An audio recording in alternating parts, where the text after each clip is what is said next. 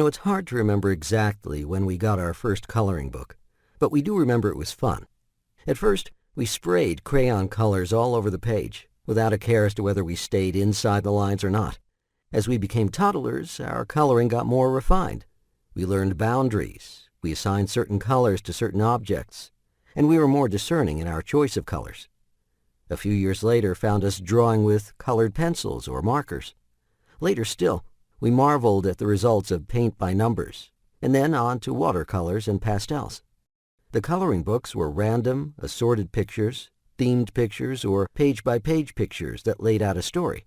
But each one of these pages had the same format, a black outline on a white page that showed a picture. As children, we looked at this black and white tableau and made some decisions. The sky would be blue. We'd leave the clouds white. The cabin would be brown, and the lawn would be green. We'd apply the same colors to the apple tree, but add some red for the apples. The road might be charcoal. The lake would be blue. The mountains would be gray, and the sun would be yellow.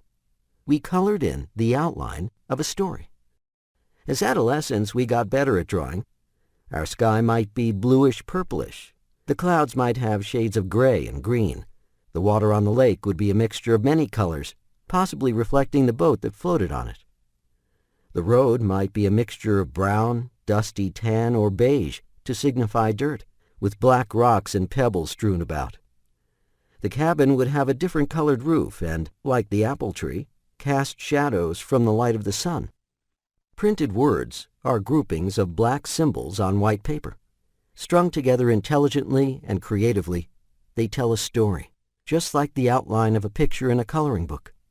It's our job as voice actors to color words, to give them depth, shading, and perspective.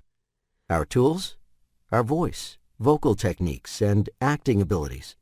And it's our acting that has to come to the fore through our voice. And through our voice needs to pour conversationality and emotion in order for us to sound believable. The reason that most great stage and screen actors are believable is because we can see their characters. We see their body language, their movements, their gesticulations, and their eyes. We see them embody characters through their actions. But people can't see voice actors. They can only hear us. So all the color and emotions we bring to a script or text has to come out of just one place, our mouth. The nuances of the human voice are extraordinary.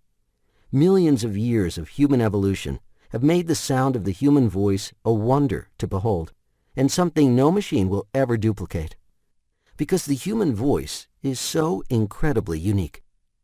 Our vocal cords hold a powerful gift, the power to paint pictures with an infinite variety of colored shades, textures, depth, patterns, and mixtures. We have the innate ability, through our voice, to convey meaning without even uttering a word. Many of us refer to ourselves as voice artists as well as voice actors. If we're artists, then we have to take out our palette of vocal colors and brush those words, wash, tint, and dab them.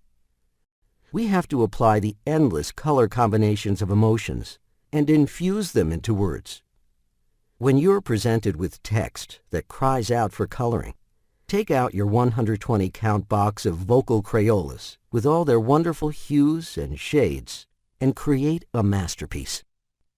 We're blessed with the ability to lift words off the page effortlessly and to articulate them clearly.